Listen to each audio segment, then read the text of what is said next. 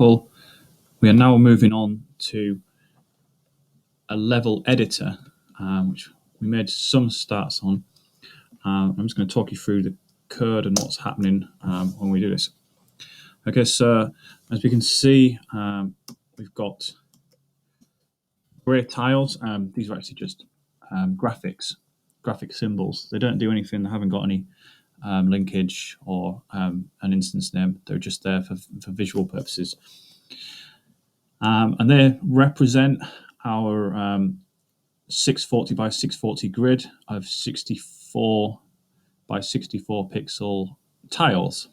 And to the right hand side, we've got an extra column, as it were, containing 10 potential tiles. I mean, in a real world example, you might have a slightly different interface. It could be a hover interface that you click and the tiles you want to do appear, or it could be similar to this down the side, but you've got different types with drop-down menu perhaps. But as it is, we've just got 10 tiles of different types, and these are all movie clip symbols, and they have also been given linkage so that we can bring them in using code. So the linkage here in the library, and this allows us to create an instance just using code, as we will see, and as we've already done previously with other examples. So the idea is that we're going to build up a map, and in the output window here you will see that the values inside the array are being outputted. And as we put new values in there, so you notice that when I put the coin, that changed from a 0 to a 1. And so we're just going to build the map up. It's very rudimentary. We can't drag something that already exists off the stage, but we can put a clip over the top. And each one of those has got a different value. Once we've built the array up, we could then, in theory, submit this to start the game, or save it perhaps, or even create a hash key, which is then used to generate levels just using a string of characters, which used to be quite common in games on platforms, say Mega Drive, the SNES, those kinds of things. Okay, so to the code and to the examples. In the properties, you'll notice that each one of these is a movie clip. They've got an instance, and the instance is so that we can add an event listener and listen for when they've been clicked. When they've been clicked, rather than moving the actual instance, as we did in the first example, we will be duplicating, as it were. So we will call upon the corresponding movie clip and bring in a new instance of it onto the stage.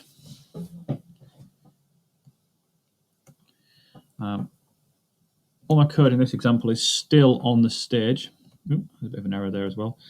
You'll notice that there's actually 2 frames, and that would cause a bit of a problem because it would flash, or it should flash between the 2 frames. We don't actually need 2 frames, so I'm going to make sure I remove this one for now. Just test it again. There we go.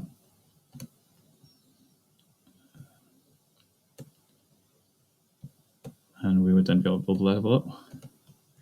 And you'll notice that the array is being outputted on a single line, so it's very difficult to read and understand what's going on there, apart from we can see that there's different numbers appearing. So we know that it's working for that purpose. And if I select the frame that's got the code in, you will notice that there's a little A symbol at the top of that frame to suggest there's code on there. Press F9, or equally, I can find actions in the window drop-down menu. There we go. So, running through. The first 3 lines are importing the classes that we need to make this work. And that's probably a little bit more complex than we need for this, but to make it work in this language, we have to import everything that we're going to use. some things by default are already there. Movie clip, for example, because the movie itself is a movie clip. Mouse event and event, however, have to be brought in. Now, you don't have to type these bits because later on, when we declare a function, for example, let's say my name, and then I tell it that it's going to be listening for an event, for example, that would insert the line above. So I'll just run through that, delete this line, and watch how that happens. Function, my name, event.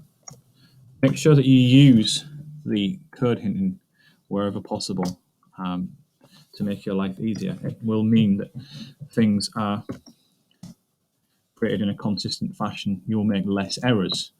Hopefully your errors will then just be reduced to simple spelling consistency, so naming issues. So the first 3 lines import classes we require, and the next 3 lines are declaring different types of variables. So the data type for the map is an array, as we've looked at previously. Creating a new array, it's a blank array, there's nothing stored within it. We're then declaring, essentially these are not necessarily variables, they're more constants. And we could use the keyword constant, and it probably strictly should be constant, but for now let's just keep it as variable so we're not confusing things too much. And below that you will see that we declare the variable, the array map, but in a more meaningful way. So this is a 2-dimensional array. That's a box that contains, in this case, 10 other boxes. And inside of that, inside of each of those boxes, there are 10 values. So it's like having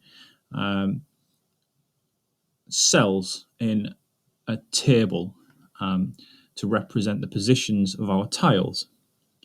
This is row 1, row 2, and so on. And each value, column 1, column 2, column 3, column 4, column 5, column 6, column 7, column 8, column 9, column 10. So it allows us to have a more visual representation of where things are going to be. As it happens, to start off with, it's completely blank, and we are going to be building a map. But when we send this array onwards in future revisions, it will contain the map in numerical form. Some other things. Okay, so all of these variable declarations here are the instance names for movie clips that are creating the user interface on the right-hand side. By doing so, anytime we use these names, we get some code hinting, and code hinting is very useful when you are new to a language. In fact, it's useful always because it will minimize the amount of simple mistakes that you might make. We've then also given each of those a linkage value. This is so that I know which movie clip to bring from the library when one of them is clicked, when we're duplicating it, or given the appearance of duplicating. And so the function on line 46, which is named start drag tile, is essentially copying and then dragging the tile. And in our previous example, we did a much simpler version, just using start drag of the original movie clip. So we've got a variable in there called link. By declaring it inside of the function, it stays inside the function, and we would like it to do that. We are then finding out which clip has been clicked. So all information related to that click event is stored in a value called E. E is a mouse event, and that will allow us to access, in this case, the linkage of that target, and other things as well. We are then using something called a switch case statement. So switch will look for the link value. So we get the linkage, for example, beach 2. And then what will happen is we run through the individual instances until we get to the correct one. So say, for example, the correct one was grass coin. It would read through and see this bit here. And it would say grass. No, that's not the case. And it would ignore all of this code here. It would get to the second case, grass coin, and decide, yes, this is the one I'm looking for. We would then create a new instance of that grass coin. And it's got a working name to start off with. We need something to reference it with when we're creating it. After this point, we'll no longer be able to use this name unless we give it a specific ID. it is by default given an instance name by